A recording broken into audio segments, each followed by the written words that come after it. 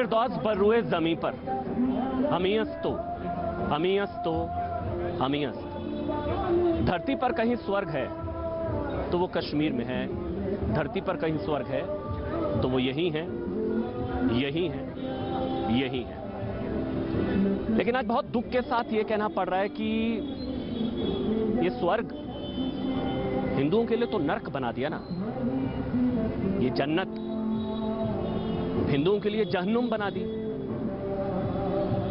देश नहीं झुकने देंगे। नमस्कार, ये मेरा पहला शो है, मैं आपके साथ अमन चोपड़ा हूं और देश नहीं झुकने देंगे। देखिए, जब इस वाक्य को जब हम बोलते हैं तो सबसे पहले जहन में आता है देश का मस्तक कश्मीर, और आज देश के मस्तक को झुकाने की, देश के मस्तक कश्मीर को झुकाने की, देश के मस्तक को झुकाने की एक बहुत बड़ी साजिश हो रही है। मैंने सोचा, जब हमको लगा हमको पहला शो करना चाहिए, हमने कहा किसान मुद्दा हो सकता है, लखीमपुर हो सकता है और तरह के मुद्दे हैं, लेकिन यकीन मानिए आज की तारीख में अगर कोई सबसे बड़ा मुद्दा है वो है हिंदुओं का नरसंहार, जो चुन चुन कर, यकीन मानिए पहचान पूछकर, कार्ड देखकर, लाइन में खड़ा करके, धर्म पूछकर मारा गया है। क्या गलती थी सुपिंदर कौर की? ये मेरा आपसे सवाल है आज। क्या गलती थी दीपक चंद की? क्या गलती थी लखनलाल बिंद्रू की? क्या गलती थी राकेश पंडिता की? क्या गलती थी अजय पंडिता की कि वो हिंदू थे? बस यही गलती थी। इसलिए मुझे लगा कि देश नहीं झुकने देंगे में आज वहां से शो किया जाए जिसने कश्मीर के हर दौर को देखा है, महसूस किया है। मेरे पीछे आप लाल चौक देख सकते हैं। यकीन मानिए जब हम यहां पर आए तो कई तरह के सवाल थे, कई तरह के सवाल थे कि जिस तरह का माहौल है, जाना चाहिए नहीं जाना चाहिए, सिक्योरिटी कंसर्न, लेकिन देश नहीं झुकने देंगे, ये मंसूबे पूरे नहीं होने देंगे। ये भरोसा था, ये विश्वास था, इसलिए देश नहीं झुकने देंगे का पहला एपिसोड सीधे लाल चौक से लाइव में आपके साथ हूं। ये कड़वा सच है कि यहां पर एक बहुत बड़ी साजिश है हिंदुओं को यहां से भगाने की। ये कड़वा सच है कि चुन चुन कर हिंदुओं को यहां पर मारा गया, कश्मीरी पंडितों को मारा गया। 90 वाला दौर और 21 वाला दौर, जब मैं यहां पर आया मैंने कई लोगों से बात की, लोग आज भी डर रहे हैं। कई परिवार यहां से छोड़कर जा रहे हैं। सबके जहन में एक सवाल है कि ये तो 90 से भी ज्यादा खौफनाक है। 90 कह लीजिए, छत्तीस सिंह पुरा। मेरे साथ एक बहुत बड़ा पैनल है, मेरे साथ सुशील पंडित हैं, कश्मीरी पंडित, मेरे साथ अशोक पंडित हैं, मेरे साथ याना मीरचंदानी अभी मेरे साथ आएंगे, वो भी कश्मीरी एक्टिविस्ट हैं, मेरे साथ आदित्य राज कौल मेरे सहयोगी वो भी हैं।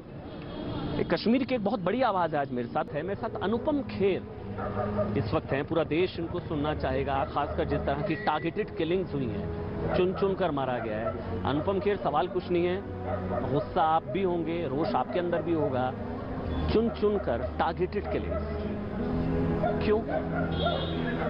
अमन जी, सबसे बड़ी बात यह है कि त्रासदियां तब तक होती रहेंगी जब तक हम एकजुट होकर उनकी ट्रेजेडी को अपनी ट्रेजेडी नहीं समझेंगे, उनके गम को, उनकी सेंस ऑफ लॉस को अपना सेंस ऑफ लॉस नहीं समझेंगे। सामूहिक रूप से, पूरे देश के पॉइंट ऑफ व्यू से ये तब तक होता रहेगा।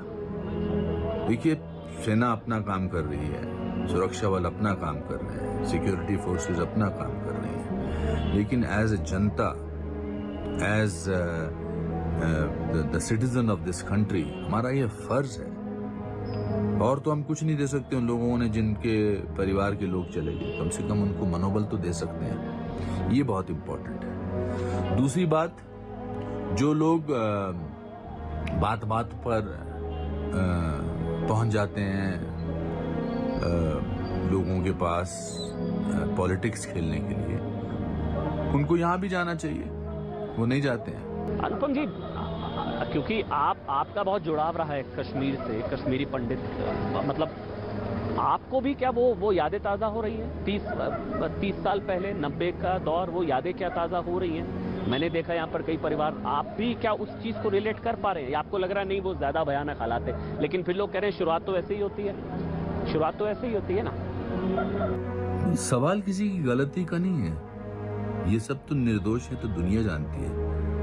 सवाल ये है कि इनकी मौत को एक सिंबॉलिक तरीका बनाकर आप बाकियों को डरा रहे हैं, जो इन्होंने 1999 में किया था, 1990 में किया था कि आप हम टिकाला टप्पू को मार देते हैं, हम लस्सा कोल को मार देते हैं, हम इनकी महिलाओं के साथ बलात्कार कर देते हैं।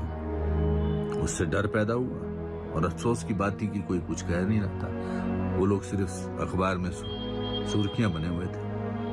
और फिर 19 जनवरी 1990 को हजारों की तादाद में ये लोग आए और कश्मीरी पंडितों के दरवाजे खटखटाए, सामूहिक रूप पूरे तरीके से डराया धमकाया, मस्जिदों से आवाजें आ रही थी। अनुपम जी, ये सवाल इसलिए है क्योंकि बातें बहुत बड़ी बड़ी की जाती हैं, की गई हैं 370 को लेकर, इंसानियत, कश्मीरियत, जमहूरियत, नया कश्मीर। हिंदू कहाँ है नया कश्मीर में? आई एम सॉरी टू से मीडिया से रिकग्निशन, मीडिया इनके बारे में बात करता है। That's what they want, because that media helps them in spreading the fear. अगर ये चुपचाप हो जाए और फिर पुलिस डिपार्टमेंट जो है इस पर कार्रवाई करे तो इनकी बात बढ़ेगी नहीं, पहुंचेगी नहीं बाकी लोगों तक। बट ये अब रुकना चाहिए। अगर आज हमने नहीं रोकाया तो ये शायद मेरी जनरेशन के तो चलो बर्दाश्त कर लेगी, अगली जनरेशन, आपके हमारे बच्चे, पोते पोतियां, वहां तक तो फिर ये बात बहुत दूर बढ़ जाएगी। हम आज तक नहीं सोचते थे कि अफगानिस्तान में ऐसा कुछ हो सकता है। बस एक आखिरी सवाल अनुपम जी, एक आखिरी सवाल बस सेकुलर चुप्पी को लेकर। मतलब गजब का सन्नाटा होता है, अल्पसंख्यक अधिकारों की बात पूरे देश में की जाती है, माइनॉरिटी राइट्स, मानव अधिकार, यहाँ आकर सब खत्म हो जाता है। वो जो सेकुलर आउटरेज होता है, सेकुलर चुप्पी है, उस पर रोशनी डालेंगे थोड़ा, क्योंकि किसी को गुस्सा नहीं आ रहा, किसी को बुरा नहीं लग रहा। अमन जी, सबसे बड़ी बात यह है कि त्रासदियां तब तक होती रहेंगी जब तक हम एकजुट होकर उनकी ट्रेजेडी को अपनी ट्रेजेडी नहीं समझेंगे, उनके गम को, उनकी सेंस ऑफ लॉस को अपना सेंस ऑफ लॉस नहीं समझेंगे। सामूहिक रूप से पूरे देश के पॉइंट ऑफ व्यू से ये तब तक होता रहेगा।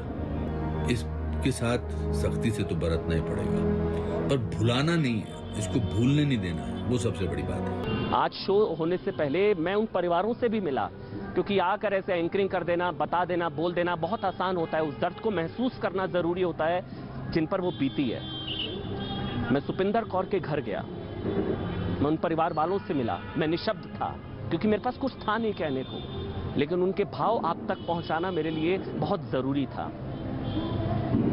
मैं चाहूंगा आज देश नहीं झुकने देगा ये जो हमारा पहला एपिसोड है, पूरा देश, ये संभवतः पहली बार है जब सुपिंदर कौर के परिवार से कोई बात कर रहा है। पूरा देश दिल थाम कर बहुत ध्यान से सुनिएगा, बहुत कड़वी बातें कही हैं सुपिंदर कौर के परिवार ने। उनकी छोटी बच्ची है जसलीन, जो 7th स्टैंडर्ड में पढ़ती है, एक जजीब छोटा बच्चा है जो 4th स्टैंडर्ड में है। आप जानते हैं सुपिंदर कौर ने एक कश्मीरी मुस्लिम बच्ची को गोद लिया हुआ था। कई आप सोचिए, यहाँ सिर्फ उनका परिवार अनाथ नहीं हुआ। मैं बिना कुछ कहे, राम माधव भी हैं, मैं चाहूंगा राम माधव भी उनकी बातों को बहुत ध्यान से सुने, सुशील पंडित, इसके अलावा अशोक पंडित, आदित्य, सब कोई। मैं यहाँ पर हूँ आपके साथ लाल चौक पर, लेकिन वो जो बातचीत मैंने की है, सबसे पहले उसको सुनिए आप।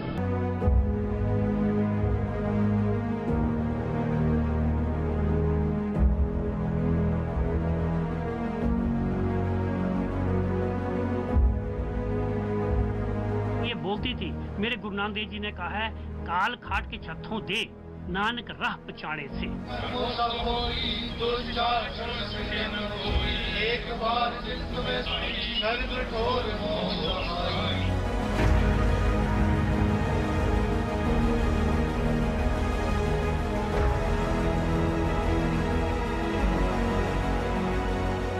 आज सुपिंदर कौर के परिवार के साथ संभवतः पूरा देश है। जब मैं यहां पर आया तो आप समझिए सैकड़ों की संख्या में, हजारों की संख्या में लोग यहां पर हैं।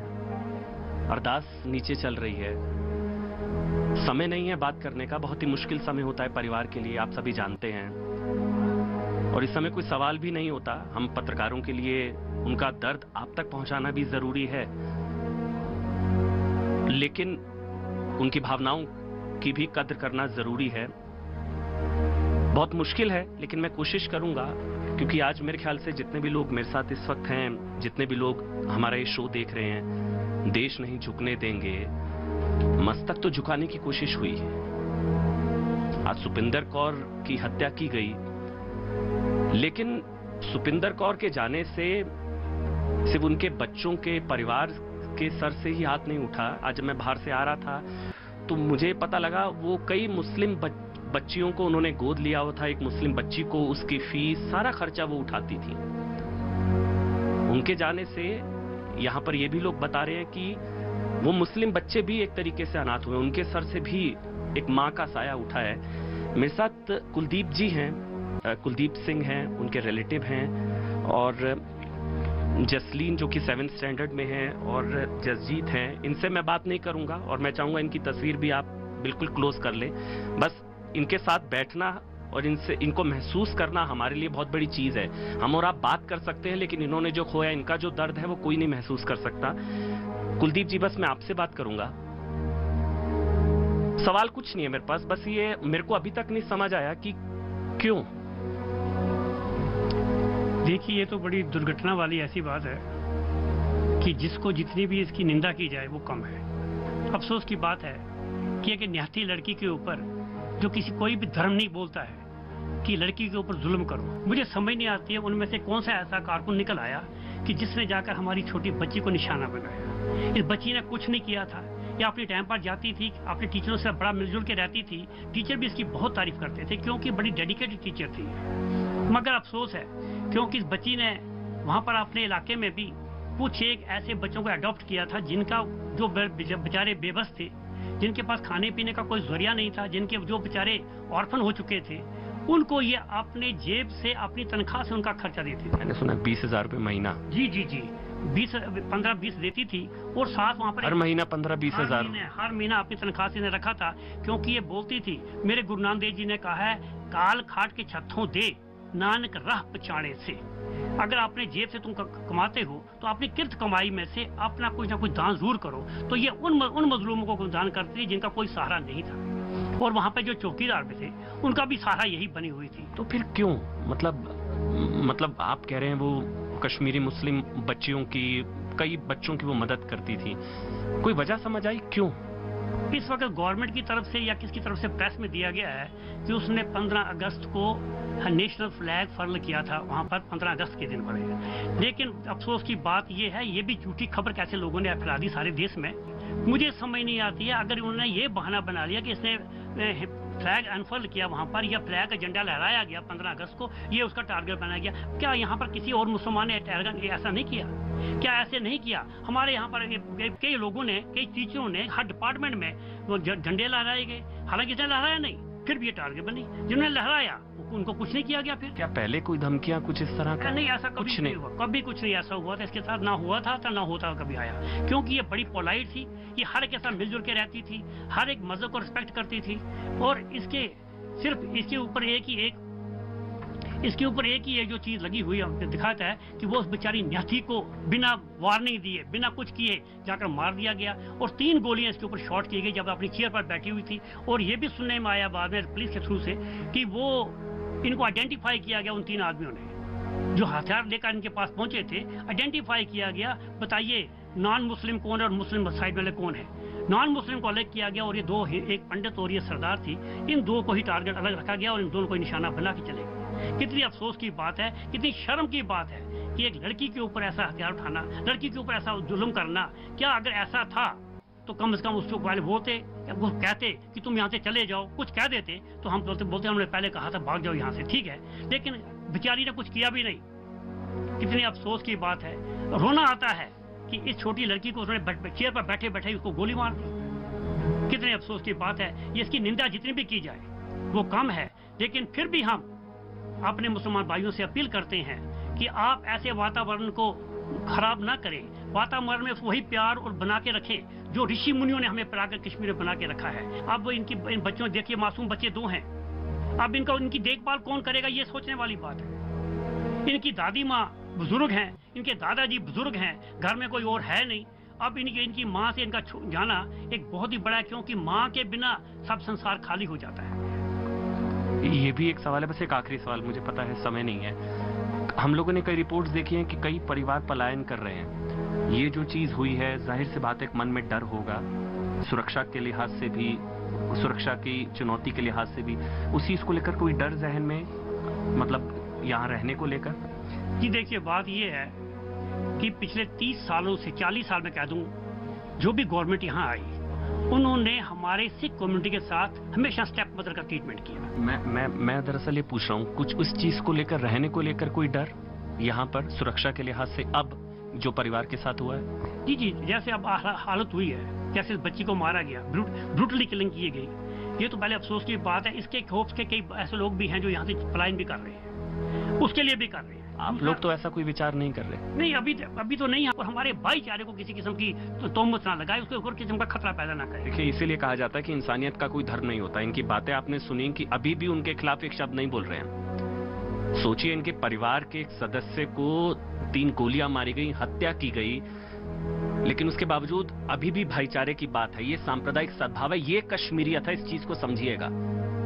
जमहूरियत, इंसानियत, कश्मीरियत, ये असली कश्मीरियत है कि आज भी ये उनके खिलाफ नहीं बोल रहे हैं। अगर ये कुछ लोग, जो कथित लोग, जो अभी भी उसके खिलाफ मुखर होकर नहीं बोलते, इनको सुनना चाहिए। आज भी ये कश्मीरियत की बात कर रहे हैं। कश्मीर सबका है। इंसानियत का धर्म नहीं होता, लेकिन धर्म देख कर मारा गया, ये भी कड़वा सच है। मेरे साथ इस वक्त राम माधव, जो कि भारतीय जनता पार्टी के राष्ट्रीय महासचिव रहे हैं और कश्मीर को लेकर बहुत काम किया इन्होंने, वो मेरे साथ इस वक्त जुड़ चुके हैं लाइव। राम माधव जी, स्वागत है आपका न्यूज़ 18 इंडिया में। देश नहीं झुकने देंगे का पहला शो है और आप मेरे मेहमान हैं। किताब भी आपकी आई है, हिंदुत्व पैराडाइम, अगर मैं गलत नहीं हूं, अभी 2 दिन पहले किताब भी आपकी आई है, हिंदुत्व पैराडाइम। तो इस सवाल आपसे बेहतर कोई नहीं उसका जवाब दे सकता कि हिंदुत्व पैराडाइम की आप बात कर रहे हैं, यहाँ तो चुन चुन कर हिंदुओं को मारा जा रहा है। धन्यवाद मुझे इस शो में बुलाने के लिए। और मैं आपको पहले बधाई दूं कि आप वहाँ लाल चौक पर खड़ा होकर यह शो की शुरुआत कर रहे हैं। ये संदेश हमको कश्मीर और पूरी दुनिया को देना है कि पूरा हिंदुस्तान कश्मीर के विषय में एक मत से एक साथ खड़ा होकर आज खड़ा है। आतंकी 2-4 घटनाओं को अंजाम देते हैं। ये दुर्भाग्यपूर्ण है कि हमारे कुछ महत्वपूर्ण साथी को हम खो रहे हैं इस दुर्घटना में। उनके परिवारों को हमारी पूरी संवेदना है। पर कश्मीर और कश्मीरियों की रक्षा के लिए, वहाँ अमन के लिए पूरा देश खड़ा है, यह संदेश हमको देना है। और इससे बेहतर कोई हो नहीं सकता कि अपने मीडिया के साथी, आप जैसे साथी, वहाँ लाल चौक में खड़ा होकर हिंदुस्तान की आवाज़ कश्मीर को और पूरी दुनिया को सुना रहे हैं। लेकिन राम माधव जी, सवाल तो ये ना भी, हम तो यही पूछ रहे हैं कि गलती क्या थी मक्खनलाल बिंद्रू की और जितने भी लोगों को, दीपक चंद की, सुपिंदर कौर की और पासवान की, इन लोगों की क्या गलती थी? मतलब आपसे तो मैं यही जानना चाहूंगा कि यहाँ पर इंसानियत, कश्मीरियत, जमहूरियत की बातें की जाती हैं। जन्नत में जमहूरियत की स्थापना के लिए कितनी जाने देगा हिंदू? मतलब ये तो लिस्ट बनती जा रही है। हाँ, एक ये जो एक समय आज से 30 साल पहले एक प्रक्रिया इस प्रकार की आतंकवादियों ने चलाई थी, उसको दोबारा वहाँ करने का कोशिश जरूर हुआ है। इसकी घोर निंदा हम सबको करनी चाहिए, हम भी कर रहे हैं। केवल निंदा मात्र नहीं, मैं ये बात आपको स्पष्ट कहता हूँ, ये 1990 या 91 नहीं है।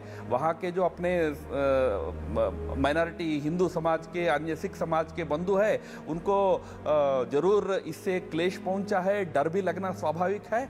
पर 1990 और 2021 में परिस्थिति काफ़ी बदली है। जो लोग इस प्रकार की गतिविधि को अंजाम दे रहे हैं, उनको बहुत जल्दी ही जो दंड मिलना चाहिए वो जरूर मिलेगा। हमारे सुरक्षा व्यवस्था और प्रशासन दोनों के माध्यम से उन आतंकियों को दंड भी मिलेगा। और मुझे पूरा विश्वास है कि वहाँ का जो माइनॉरिटी समाज है, उनकी सुरक्षा की और पुख्ता इंतजाम जरूर किया जाएगा।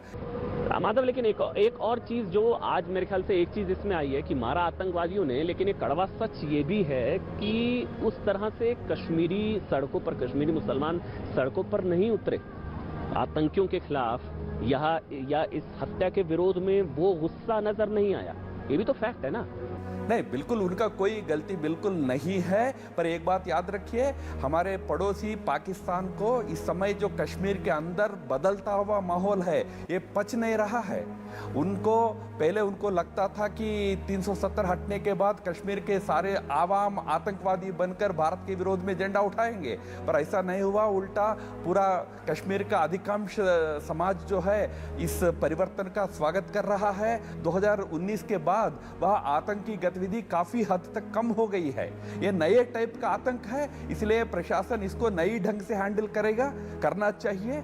पर ये जैसा 90 का प्रयास में कुछ उनको सफलता थोड़ा बहुत जरूर मिली, वहाँ माइनॉरिटी समाज उस क्षेत्र को छोड़कर, पंडित वगैरह वहाँ छोड़कर भागे, ऐसी नौबत इस बार कतई नहीं आएगी। उसकी पूरी जिम्मेदारी और पूरा उसके लिए जो कुछ भी कदम उठाने, वो कदम प्रशासन और हमारे सुरक्षा व्यवस्था उठाएंगे। लेकिन मैं इसलिए सवाल पूछ रहा हूँ आपसे राम माधव कि मतलब गाजा पर हमला होता है ना, तो प्रदर्शन हो जाता है सड़कों पर, इजराइल के खिलाफ प्रदर्शन हो जाता है सड़कों पर, रोहिंग्याओं को लेकर उनके समर्थन में हो जाता है प्रदर्शन, आतंकियों के मरने पर प्रदर्शन हो जाता है। कोई मुद्दा नहीं है देश विदेश का है जब यहाँ पर प्रदर्शन होता है। हिंदुओं के हत्याकांड पर वो रोष क्यों नहीं है भाई? ये तो कश्मीरियत का कत्ल है, तो आम कश्मीरी सड़कों पर क्यों नहीं है? या नए कश्मीर में हिंदू नहीं है? कड़वा सवाल है, पूछूंगा मैं आपसे। मैं इतना तो जरूर देखा हूँ, कश्मीर के कुछ नेता जरूर इस घटना का खंडन किया है और कई ने यह भी कहा कि 90 की स्थिति दोबारा नहीं आना चाहिए। इस प्रकार की बयानें कुछ तो कश्मीर के नेताओं से आए हैं और स्वाभाविक है कि और ज़्यादा प्रक्रिया वहाँ होना है, ऐसा अपेक्षा हम करेंगे, स्वाभाविक है। पर मैं उससे ज़्यादा मैं इस बात से दुखी हूँ कि दिल्ली का हमारा जो तथाकथित लिबरल समूह है, उनकी चुप्पी के बारे में आप क्या कहेंगे? यानी जो देश में और कहीं भी घटना होती है तो चिल्ला कर मानवाधिकार की बात करने वाले लोग कश्मीर में इस समय मासूम लोगों को पहचान पत्र से आइडेंटिफाई करके मारा जा रहा है कश्मीर में आतंकवादियों द्वारा, तो दिल्ली के तथाकथित लिबरल बुद्धिजीवी चुप है। आप उनके वहां से कोई आक्रोश या उनके वहां से कोई बयान नहीं देख रहे, और कई दलों के नेता कुछ बोल ही नहीं रहे। जो उत्तर प्रदेश जा रहे हैं, अन्य राज्यों में जा रहे हैं, कोई कश्मीर जाने का प्रयास भी नहीं कर रहा है। ये भी उतना ही दुर्भाग्यपूर्ण है, क्योंकि इस प्रकार की घटनाओं वो जहां भी होता है, वो कश्मीर में हो और कहीं भी हो, पूरा देश एक होकर आतंकियों के खिलाफ खड़ा होना पड़ेगा। वो परिचय हमारे बाकी देश के तथाकथित सेकुलर बुद्धिजीवी भी नहीं दे रहे आज के दिन में, वो भी तो दुर्भाग्यपूर्ण है। राम माधव जी, मैं यहाँ पर लाल चौक में हूँ, कश्मीर में हूँ। ये खबरें तो आप तक भी पहुँच रही हूँ, यहाँ से पलायन शुरू हो चुका है। ये 90 से ज्यादा खौफनाक भयानक हालात इस वक्त लोग बता रहे हैं। ऐसा खौफनाक मंजर है, लोगों के जहन में डर है। तो पलायन तो मतलब 21 में 90 वाला शुरू हो गया। बिल्कुल। कुछ परिवार जो हाल में 2017-18 के बाद वहाँ कश्मीरी पंडितों को नौकरियां देकर वहां वापस लाने का एक प्रयास चला था, उस प्रयास के अंतर्गत 3-4 हजार लोग वहां आए वापस। उनमें से ही कुछ लोगों को टारगेट करके मारा गया है इस समय। तो एक थोड़ा बहुत डर होना स्वाभाविक है, पर मैं इसलिए कह रहा हूं, हम सबको मिलकर हमारे वो जो वहाँ के हिंदू, सिख, अन्य माइनॉरिटी के परिवार है, उनको आश्वस्त करना पड़ेगा कि उनकी सुरक्षा की चिंता, जिम्मेदारी बिल्कुल प्रशासन प्रशासन और सरकार और सुरक्षा बल लेंगे और पूरा देश उनके साथ है। पूरा देश आतंकियों की इस गतिविधि का खंडन करता है, क्योंकि एक बात याद रखना कि अगर वहां से माइनॉरिटीज का पलायन करना अनिवार्य हो जाता है तो उसी में आतंकियों की सफलता है। वो चाहते हैं वही बात, वो चाहते हैं कि डर वहां पैदा हो और जो प्रयास सरकार के माध्यम से वर्षों से हो रहे हैं वो विफल हो जाए। इस सफलता आतंकियों को ना मिले, इसका प्रयास करना पड़ेगा। पर साथ ही साथ मैं ये भी समझ सकता हूं जो डर का जो माहौल होता है उसमें जो कठिनाई उन लोगों को महसूस होती है उसको भी हम समझेंगे। बस राम माधव, मेरा एक आखिरी सवाल आपसे ये है, क्योंकि कश्मीर को आपसे बेहतर आपने जितना काम किया है कश्मीर में ग्राउंड में, आगे का क्या भविष्य आपको नजर आ रहा है? क्योंकि अब घर वापसी कश्मीरी पंडितों खिचड़िए जो हैं वही जो घर छोड़कर जा रहे हैं। घर में घुसने की बात, घर में घुसकर मारने की बात हम लोग कर रहे थे या करते हैं। नया भारत, ये तो आतंकी घर में घुसकर मार रहे हैं, स्कूलों में घुसकर मार रहे हैं। तो आगे का भविष्य आपको क्या नजर आ रहा है कश्मीर का? ये जो इस समय घटनाक्रम हुआ है इसके पीछे हमारे पड़ोसी पाकिस्तान का षड्यंत्र है। उसके चलते अचानक कुछ घटनाएं हो रही है। सरकार मुझे लगता है कि तुरंत कार्रवाई करके इस घटनाक्रम को तुरंत बंद करे भी करना चाहिए। आगे जाकर आपने पूछा भविष्य क्या होगा, तो मुझे लगता है कि इस यानी जो 370 की प्रक्रिया जो डिलिमिटेशन वगैरह पूरा करके उस राज्य में उस राज्य के लोगों के हाथ में सरकार वापस देना, यह भी एक महत्वपूर्ण कदम सरकार को पूरा करना है। अगले साल जब भी वो होगा उसके बाद वहां के लोग अपने कंधे पर सरकार चलाने की जिम्मेदारी उठाएंगे, तो उसके कारण भी उस राज्य में एक अच्छी परिवर्तन की संभावना और मजबूत होती है। सुपिंदर कौर के जाने से, उनकी हत्या से सिर्फ उनका परिवार अनाथ नहीं हुआ, तमाम कश्मीरी मुस्लिम बच्चियां, मुस्लिम बच्चे भी अनाथ हुए हैं। ये तो कश्मीरियत का कत्ल हुआ। लेकिन आज बहुत दुख के साथ मुझे अशोक पंडित ये सवाल आपसे पूछना पड़ रहा है। हो सकता है कुछ लोगों को ये सवाल बहुत कड़वा लगे, कश्मीर है या काबुल? हिंदुओं के लिए जगह नहीं है क्या? अशोक पंडित। अमन जी, पहली बात तो मैं आपका शुक्रगुजार हूं कि आपने अपना पहला शो इस नए चैनल में आपने कश्मीर के लाल चौक से देश नहीं झुकने देंगे इस प्रोग्राम की शुरुआत की। और हम सब यही चाहते हैं कि हम देश को झुकने नहीं देंगे। हर हिंदुस्तानी ये चाहता है कि हम देश को झुकने नहीं देंगे। ये हमारे दिल की आवाज है, हमारा जहन है, ये देश हमारा है। तो इसके लिए मैं आपका बहुत बहुत शुक्रगुजार हूं। जहां तक कश्मीरी हिंदुओं की सवाल है, जहां तक कश्मीरी सिखों का सवाल है, 1990 से लेके आज तक कश्मीरी हिंदुओं ने जो सहा है कश्मीर में, वो बयान नहीं किया जा सकता। ये जो 4 हत्याएं हुई हैं हाल ही के दिनों में, ये हमें 1990 में ले जाता है। मुझे उसी तरह से लसकौल की लाश सड़क पे गिरती हुई नजर आई है। मुझे उसी तरह से नीलकंठ गंजू की लाश सड़कों पे नजर आई है। मुझे इसी तरह से प्रेमनाथ भट्ट की लाश सड़कों पे नजर आई है। मुझे इसी तरह से सरला भट्ट की लाश नजर आई है। हजारों की तादाद में कश्मीरी हिंदुओं की निर्मम हत्या, उनका नरसंहार, ये 4 हत्याओं ने हमें फिर याद दिला दिया है। हम फिर 1990 में चले गए। चुन चुन के महाराज ये पूछा गया है कि आपकी औकात क्या है, आपकी जात क्या है, आपकी पात क्या है, आप हिंदू हो कि मुसलमान हो, और आपने उनको मार के लुटा दिया। आपने जिंदा मार दिया उनको। शर्म नहीं है इनको। और हम जो अपने आप को हिंदुस्तानी बोलते हैं, हम जो अपने देश के झंडे को सलाम करते हैं, हमें इसलिए मारा कि हमारे अंदर हिंदुस्तान का खून दौड़ता है। हमें इसलिए मारा, आज तक हमें इसलिए मारा है। इतनी मौतें जो हमारी हुई है वो इसलिए हुई है कि हमने हिंदुस्तान का झंडा हर वक्त लहराया अमन, और ऐसे ही मरते रहेंगे। किसकी रिस्पॉन्सिबिलिटी है अमन? ये कौन जिम्मेवार है इसका? ये सारे इन्होंने मोडस ऑफ ऑपरेंडी अपना चेंज कर दिया। अभी पिस्टल लेके घूमते हैं और नाम चुन चुन के मार के, गोली मार के लिटा देते हैं। हमारा निर्वासन हुआ है। कहां ये सूडो इंटेलेक्चुअल्स, कहां ये लिटरस मीडिया, कहां ये लोग? क्यों नहीं गए कश्मीर? क्यों नहीं बातें कर रहे? चुप गए अशोक पंडित जी। वो तो मैं एक बात कहता हूँ, मैं अशोक पंडित जी, मैं एक बात कहता हूँ कि जहां मानवाधिकार अल्पसंख्यक अधिकार और सेकुलरिज्म की सीमा खत्म होती है ना, वहां से कश्मीर शुरू होता है। जहां सेकुलरिज्म की सीमा खत्म होती है ना, जहां मानवाधिकार, जहां अल्पसंख्यक अधिकार की सीमा, क्योंकि देश में अल्पसंख्यक अधिकारों की बात की जाएगी, लेकिन जहां ये सेकुलरिज्म की सीमा खत्म होगी ना, कश्मीर वहां से शुरू होता है। ये मुझे लगता है, और यहाँ के महसूस मैंने किया। किसी को कोई फर्क नहीं पड़ रहा है। लेकिन सुशील पंडित, अब मैं आपके पास आ रहा हूं, फिर वही सवाल, कुछ नहीं बदला ना। बड़ी बड़ी बातें की गई, नया कश्मीर, नए कश्मीर में हिंदू कहाँ है भाई? मतलब 90 से लेकर अब तक कुछ नहीं बदला ना, हिंदुओं के लिए, कश्मीरी पंडितों के लिए कुछ नहीं बदला। सुशील पंडित जी नमस्कार। आप कश्मीर की जमीन पर हैं, लाल चौक पर हैं, आप मेरे घर में हैं। वो घर जो जिहाद ने मुझसे छीन लिया, आज आप उस घर में आए हैं और मैं वहां आपके स्वागत के लिए नहीं हूं, मुझे इसका मलाल है। आप कह रहे हैं कि कश्मीर फिर वहीं लौटकर 1990 में चला गया है। ये कश्मीर 1990 में फंसा हुआ है, 1990 तक।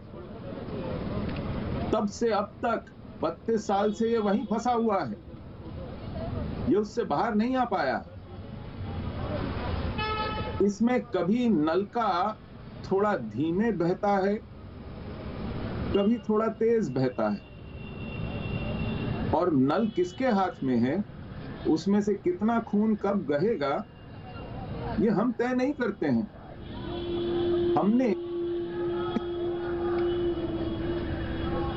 क्रिकेट की स्कोरशीट की तरह गिनने तक अपने आप को सीमित कर दिया है कि पिछले साल कितनी पत्थरबाजी हुई, इस साल कितनी हुई, पिछले साल कितना इन्फिल्ट्रेशन हुआ, इस साल कितना हुआ, पिछले साल कितने ग्रेनेड फेंके गए, इस साल कितने फेंके गए। लेकिन कितने फेंके जाएंगे, कितने मारे जाएंगे, कितने भगाए जाएंगे, ये वो तय करते हैं अपनी मर्जी से। कौन निशाना बनेगा, कहां मारा जाएगा, कैसे मारा जाएगा, कब मारा जाएगा, ये वो अपनी मर्जी से तय करते हैं। और हम केवल लाशें ढोने के लिए और स्कोरशीट, आंकड़े जमा करने के महदूद हैं। ये आई है। अमन जी, यह देश झुकाया जा रहा है 1990 से बार बार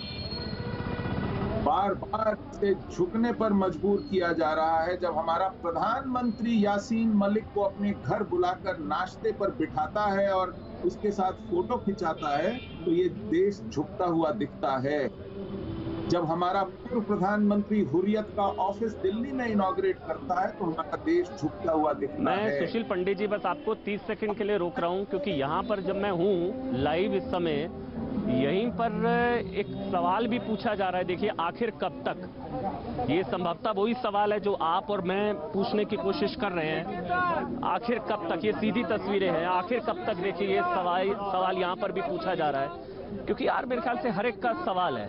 देखिए, I am Virendra Paswan, I am Supinder Kaur, और ये यहाँ पर कैंडल मार्च, देखिए मोमबत्ती जलाई गई है। लेकिन ना, मेरा एक सवाल आदित्य, अब मैं आपके पास आ रहा हूँ, मेरा एक सवाल आदित्य आपको लेकर भी है। बार बार ये चीज कही जा रही है कि जो सवाल आमतौर पर पूछा गया आदित्य, कि उस तरह से कश्मीर सड़कों पर नहीं उतरा जिस तरह से आमतौर पर उतरा है।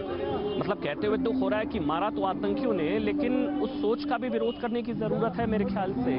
मैं सवाल और एलैबोरेट कर देता हूं कि गाजा को लेकर भी कश्मीर में लोग सड़कों पर उतरे हैं। गाजा में जो हो रहा है, इजराइल के खिलाफ भी उतरे हैं, रोहिंग्याओं के समर्थन में उतरे हैं, आतंकियों के मरने पर भी मातम बना है। लेकिन हिंदुओं की हत्याकांड पर तो वैसा सन्नाटा नजर आया, कोई सड़कों पर नहीं उतरा। तो फिर उस सोच को मैं क्या समझूं आदित्य? नमस्कार अमन, पहले तो बहुत बहुत शुभकामनाएं, congratulations, it's good to see you on news 18 India. और आप लाल चौक के प्रांगण में खड़े हैं, आप खड़े हैं घंटाघर में लाल चौक पे, और पिछले 2-3 दिन से हमारी बातचीत हो रही है, तो मुझे पता है कि कितना डिफ़िकल्ट है। बड़े बड़े संपादक कई सालों से कोशिश कर रहे हैं लाल चौक को कूच करने की, लेकिन बहुत कम जो हैं लोग वहाँ जा सकते हैं। जुलाई के महीने में मैं 1 महीने कश्मीर में रहा, और उसमें ज़्यादातर समय मैं लाल चौक में रहा, मेरे एक दोस्त के घर में। उस वक्त मुझे ये यकीन नहीं हुआ कि फिर से 90 का जो दौर था अभी पतझड़ में, ऑटम में, हारुड़ में फिर से हो जाएगा। आपने सवाल बहुत ही दो टूक पूछा और इस सवाल का एक ही जवाब है, कलेक्टिव साइलेंस। कलेक्टिव साइलेंस जो है कश्मीरी सोसाइटी की, वो हमें ये दिखाती है कि एक इस्लामिस्ट रेडिकलाइजेशन जो है, इस्लामिस्ट कट्टरपंथी जो है, आतंकवादी जो है, हिंदुओं को बर्दाश्त नहीं कर सकते कश्मीर में, सिखों को बर्दाश्त नहीं कर सकते कश्मीर में।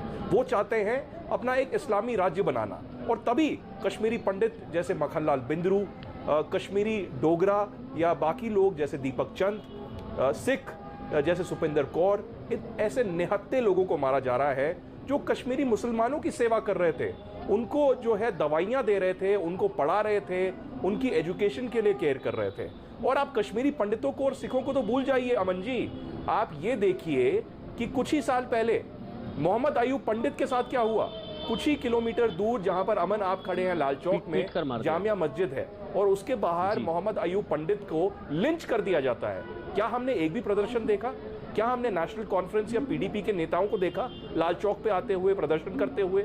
आज तो वो बड़ी बड़ी बातें करते हैं कि सेक्युलरिज्म है और जो है हमारा एथोस है और हम जो है भाई भाई हैं, लेकिन जब कश्मीरी पंडित की हत्या हो जाती है, जब इस्लामिक कट्टरपंथी और पाकिस्तानियों के खिलाफ बोलना पड़ता है, तब ये लोग कहाँ छिप जाते हैं। ये सच्चाई है घाटी की कि बार बार कश्मीरी पंडितों पर और कश्मीरी सिखों पर और माइनॉरिटीज पर हमला हो रहा है। ये लोग नहीं चाहते कि कश्मीरी पंडित वहां रहे। और बार बार एक आखिरी चीज मैं आपको बता दूं कि जब भी कश्मीरी पंडित की रिहैबिलिटेशन की बात होती है अमन, तो बोल दिया जाता है नहीं नहीं कश्मीरियत है। कश्मीरियत एक मिसनॉमर है, कश्मीरियत कोई सच्चाई नहीं है। कश्मीरियत 1990 में खत्म हो गई थी जब मस्जिदों से वहां पर कश्मीर से आवाज निकली कि कश्मीरी पंडित जो है यहां से निकल जाएं, लेकिन अपनी औरतों को आप यहीं रखें।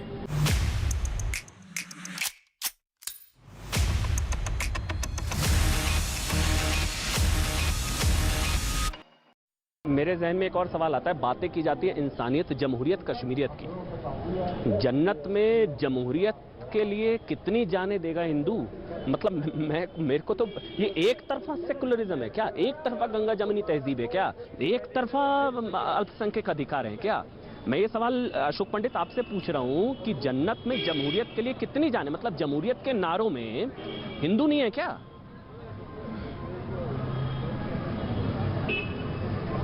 मैं आदित्य राज कौल की और सुशील पंडित की बात को आगे ले जाकर ये कहना चाहता हूं कि 1990 भी पकड़ लीजिए, वहां की जमहूरियत, वहां का जो मेजॉरिटी पॉपुलेशन है वो खामोश रहा, वो चुप रहा। आज भी इस सदी में भी जब ये हत्याएं हुई हैं, वहां की मेजॉरिटी कम्युनिटी खामोश है, वहां की मुस्लिम पॉपुलेशन खामोश है, चुप है। वो नहीं कह रही है, वो सड़कों पर आकर ही नहीं कह रही है कि ये गलत हुआ है, ये इस्लामिक फंडामेंटलिज्म है, ये इस्लाम नहीं है। कोई नहीं कह रहा है, चुप है।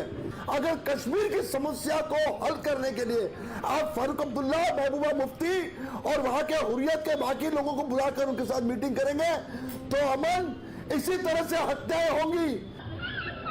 अशोक जी, मेरे साथ इस वक्त याना मीर चंदानी भी अब जो मेरे साथ इस वक्त यहाँ पर हैं, लाल चौक से ही हैं, कश्मीर से ही हैं। याना, आप यहाँ पर आई हैं, क्या मैसेज है? मतलब मेरे को बस बार बार यही जहन में सवाल आ रहा है, मैं सबसे पूछ रहा हूँ कि हत्या क्यों की, क्यों मारा? मतलब गोलगप्पे वाले को, केमिस्ट को, वो सुपिंदर जो मुस्लिम बच्चियों को जिन्होंने गोद लिया, इनकी क्या गलती थी, क्या गुनाह था? धर्म, ये गुनाह उनका धर्म ही था, और जिन्होंने मारा उनको बीमारी है, डेमोग्राफिक चेंज। ये जो अब्दुल्ला जी, जिनको मैं बहुत रिस्पेक्ट करती हूँ, no doubt they are the Abdullah family is very nationalist, मगर अपना पॉलिटिकल माइलेज करने के लिए, हासिल करने के लिए इस तरह की बातें करना कि ये क्या समझते हैं। नहीं, कौन से नेशनलिस्ट? मेरे को तो, मैं सवाल पूछता हूँ, उन्होंने तो ट्वीट किया है कि वैसे तो ज्यादा मुसलमान मर रहे हैं लेकिन फिर भी इनका ध्यान रखो। उसी चीज पे आ रही हूँ, वो तो गिना रहे हैं कि हमारे वाले ज्यादा मर रहे हैं। उसी चीज पे आ रही हूँ। वो बताते हैं खुद को नेशनलिस्ट, मैं जानती हूँ अंदर से वो है इंडिया लवर्स, मगर पॉलिटिकल माइलेज के लिए इस तरह की चीजें बोलना कि हमारी गिनती कम हो रही है, वो क्या हम पे राज करेंगे, हम भी देखते हैं कि डेमोग्राफिक चेंज कैसे होती है, इस तरह की चीजें वो बोलते हैं। Demographic change.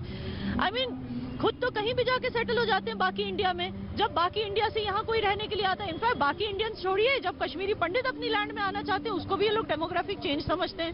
एंड मैं आपको बता दूं, एनसी जैसे लोग जो एनसी जो जीता आ रहा है वो इसलिए जीत रहा है बिकॉज एनसी की जो कॉन्स्टिट्यूएंसीज हैं जहाँ पे एमएलएज हैं एनसी के, वहाँ पे पंडितों के घर हैं, पंडित तो यहाँ है ही नहीं, तो बाय डिफॉल्ट वो जीतते जाएंगे। डेमोग्राफी चेंज मतलब भगाना है ना, हिंदुओं को भगाना है ना। नए कश्मीर में हिंदू नहीं है, वही तो बात है ना। वो डेमोग्राफिक चेंज की बात करते हैं, वो ये नहीं सोचते कि जो उनकी बातें सुन रहा है वो सिर्फ एक पॉलिटिकल माइंडसेट का नहीं होगा, क्या पता वो रेडिकल होगा, क्या पता वो इस चीज का फायदा उठा के अपने एजेंडा आगे करेगा। ये लोग ये समझते नहीं, इस तरह की बातें करते हैं। आज हमें ये दिन देखने पड़ रहे हैं। लेकिन अशोक पंडित, मेरे को उस आतंकियों से ज्यादा आप समझिए दुख इस चीज का है, उस सोच से जो आतंकियों के खिलाफ भी मुखर होकर नहीं सड़कों पर उतर रही है। आप समझ रहे हैं मैं क्या बात कर रहा हूँ? मतलब अब गोलगप्पे वाला, अब आप वो स्कूल टीचर, वो विरोध उस तरह का नहीं है। मैं फिर एक बात बोल रहा हूँ, सुनिएगा मेरी बात को। जब गाजा में कार्रवाई करता है ना इजराइल, तब ये लोग सड़कों पर उतर जाते हैं। गाजा को लेकर इजराइल के खिलाफ सड़कों पर, रोहिंग्याओं पर अन्याय होता तब सड़कों पर, आतंकियों के मरने पर मातम होता है। ये हिंदुओं की हत्याकांड पर कोई सड़कों पर नहीं उतरा। अमन जी, ये जो चुप्पी इनकी है ना, ये चुप्पी इनको सपोर्ट है, ये खामोशी सपोर्ट है। ये इनकी खामोशी जो है वो आतंकवाद को सपोर्ट कर रही है। इनकी खामोशी जो मेजॉरिटी कम्युनिटी वहां पर है, उनकी खामोशी, हमारे जितने भी स्टूडो इंटेलेक्चुअल्स हैं, स्यूडो लिबरल्स हैं, राइटर्स हैं, पेंटर्स हैं, जितने भी जर्नलिस्ट हैं जो इनको सपोर्ट करते हैं, इनकी खामोशी इनडायरेक्टली और डायरेक्टली टेररिज्म को सपोर्ट करती है। ये मैं इनको व्हाइट कॉलर टेररिस्ट बोलता हूं। एक चीज अच्छी हुई है अशोक पंडित, उसके बाद याना मैं आपके पास आऊंगा। एक चीज कम से कम अच्छी हुई है, कहना नहीं चाहिए, लेकिन आज आतंक का धर्म तो पता लग गया ना। अब कोई नहीं पूछेगा आतंक का धर्म क्या होता है। मरने वाले का धर्म पता है तो मारने वाले का भी पता होना चाहिए। या हम नहीं बोलेंगे सेकुलरिज्म खतरे में आ जाएगा, हमको नहीं बोलना चाहिए, लेकिन आज तो धर्म पता लग गया ना। धर्म पूछ पूछ कर मारा, आईडी कार्ड दिखाकर चुन चुन कर मारा, तो पता तो लग गया। अमन जी, दो चीजें जो है ना बहुत बड़ा फार्स है। एक ये कि टेररिज्म हैज नो रिलीजन, ये बहुत बड़ा फार्स है। Terrorism has religion, that's why, इसीलिए आपने इनको चुन के मारा। आपने इसलिए मारा ना इनको कि भाई ये मुसलमान नहीं है, ये हिंदू है, इसीलिए मारा ना आपने। तो ये आप इसमें शर्माते क्यों बोलने के लिए? दूसरा, कश्मीर में जैसे आदित्य राज कौल ने बोला या सुशील जी ने बोला, कश्मीरियत जो है बहुत बड़ा ढकोसला है। इसके कश्मीरियत शब्द के पीछे छुपकर हमको गोलियां चलाई हैं और हमारे लोगों को मारा और हमारे पर नरसंहार हुआ है। ये शब्द जो है सबसे बड़ी समस्या है कश्मीर में। पहली बात तो इस शब्द का इस्तेमाल ही नहीं करना चाहिए, क्योंकि बहुत बड़ी नौटंकी है ये, इसी का इस्तेमाल होता है हमें मारने के लिए। तीसरी, मुझे लगता है कि हमको जब तक सीरियसली लिया नहीं जाएगा, जब तक ये पूरा देश, जब तक ये पूरी सरकारें, जब तक यहाँ के पॉलिटिशियंस, जब तक यहाँ के नेता, जब तक यहाँ का सिस्टम हमको इंसान के रूप में, हमें देशवासी के रूप में नहीं लेगा, तब तक ये आतंकवाद जो है और ये मौतें जो है माइनॉरिटीज की कश्मीर में होती रहेंगी। और कश्मीर में नहीं, ये फैलेगा पूरे देश में और फैल चुका है। चुन चुन के मारा इन लोगों ने। और खामोशी, मैं बार बार इसी चीज पर आ रहा हूं अमन जी आपके शो में, कि मेरे लिए जो खामोशी है, जो साइलेंस है, मैंने 1990 में डॉक्यूमेंट्री बनाई थी, and the world remain silent, and the entire world remain silent, and the entire politics of the country remains silent, and the entire pseudo-liberals, pseudo-intellectuals, Lutyens media, टुकड़े gas, honorable nationals, they're all silent. सब खामोश है। ये खामोशी इस देश का सबसे बड़ा दुश्मन है। या ना कश्मीरियत का कत्ल ही इसको कहूंगा, क्योंकि ये तो मेरे ख्याल से इंसानियत, कश्मीरियत, जमहूरियत, ये तीनों का कत्ल है। या ना देखिए, आपने जो बोला, मैं आपका गुस्सा समझती हूँ। जितना गुस्सा आपको है मुझे भी है, क्योंकि जो मरे हैं वो हमारी बिरादरी के, हमारे कश्मीरी पंडित हैं, हमारे कश्मीरी सरदार हैं। लेकिन यू हैव टू अंडरस्टैंड कि अगर 2 लोगों ने सुपिंदर कौर को मारा, वो मुसलमान थे, है ना, लेकिन उसके बाद जो 10-15 टीचर्स जो वहाँ पे रो रहे थे उनके मरने पे, वो तो मुसलमान है। अब आप पूछेंगे जो बच्ची गोद ली हुई थी वो भी मुसलमान थी। वो सोचो उस पे कितना गहरा असर होगा। और जब इस तरह के अटैक्स होते हैं, यहाँ पे टूरिज्म बंद हो जाता है, यहाँ पे लोग भूखे मर जाते हैं, स्ट्रीट्स पे आते हैं, आपको ये समझना होगा कि जो इन लोगों को मार रहे हैं वो कश्मीरियों के कोई दोस्त बंधु यार बंधु नहीं है, ना कश्मीरी मुसलमान ऐसे सोचता है जैसे आपको ये चीज समझ। जिनको मारा वो भी तो कश्मीरी ही है। वही मैं कह रही हूँ, कश्मीरी मुस्लिम्स क्यों नहीं। अब आपका दूसरा सवाल ये था कि कश्मीरी मुस्लिम्स क्यों नहीं आते प्रोटेस्ट करने के लिए इन बॉर्डर्स के लिए। ये बहुत अच्छा सवाल है। ये इसलिए नहीं आते क्योंकि जिस गवर्नमेंट को उन्होंने यहाँ लाया था, सिंगल लार्जेस्ट पार्टी कौन सी बनी थी? बीजेपी, जिसपे नेशनलिस्ट कश्मीरी मुस्लिम्स को भरोसा था, along with pandits and other minorities. Nationalist Kashmiri Muslims को जिन पे भरोसा था, उन्होंने उनको एम्पावर करने के लिए कुछ नहीं किया यहाँ पे। ना उनको जॉब्स दी, ना उनको अकोमोडेशन, ना पर्क्स, ना कुछ भी। और ये सारी चीजें वो देते हैं। इसलिए आतंकियों के खिलाफ नहीं बोलेंगे? नहीं, वो डरते हैं क्योंकि उनको एक तो सोसाइटी से भी ऑस्ट्रासाइज किया जाता है, ऊपर से इनको गवर्नमेंट भी ओन नहीं करती। मैं आपको पता है मैं 370 के एब्रोगेशन के साथ खड़ी थी, आपको पता है मैंने एनसी के भी खिलाफ बोला, अब मैं बीजेपी के खिलाफ बोलती हूँ। अपने कुछ लोग जो यहाँ पे वो उनका ख्याल नहीं रख सके, उनको तो पता भी नहीं है कि यहाँ कौन उनको सपोर्ट करता है कौन नहीं करता है। इनको एम्पावर करने के लिए, सिक्योर सुरक्षित करने के लिए कुछ नहीं किया, बल्कि गिलानी जैसों को सिक्योरिटी देते रहे, बल्कि एंटी नेशनल लोगों को ये प्रेस कॉलोनी में फ्री ऑफिस देते हैं। ये इस तरह के काम करते हैं, फिर कहते हैं कि ये एंटी मुस्लिम एजेंडा हो गया, ये हिंदू मुस्लिम एजेंडा हो गया। नहीं, ये गवर्नमेंट का फेलियर है। कश्मीरी मुस्लिम्स भी यहाँ पे मरते हैं, मैं बताऊं, उनको भी टारगेट किया जाता है। जो 30 इस साल जो 30 मरे हैं उसमें से 26 were Muslims and they are pro Indians. इनको भी मारा जाता है, आरएसएस एजेंट, बीजेपी एजेंट, ये एजेंट, वो एजेंट, मुखबिर ऐसे बोल के उनको भी तो मारा जाता है। तो उसमें मर्म ये है, जो तिरंगे की बात करेगा मारा जाएगा। साजिशें बहुत होंगी देश के खिलाफ, बहुत सवाल उठाए जाएंगे, बहुत साजिशें होंगी, लेकिन इतना तो हम लाल चौक पर ये तिरंगा फहराकर हम ये कह सकते हैं कि देश नहीं झुकने देंगे, देश नहीं झुकने देंगे, देश नहीं झुकने देंगे। बहुत बहुत शुक्रिया अशोक पंडित साहब आपका, बहुत बहुत शुक्रिया सुशील पंडित साहब आपका, और बहुत बहुत शुक्रिया याना भी मेरे साथ जुड़ी, और आदित्य खासकर आपका बहुत बहुत शुक्रिया। ये हमारा पहला शो देश नहीं झुकने देंगे का लाल चौक से। अभी फिलहाल इतना ही, बहुत बहुत शुक्रिया।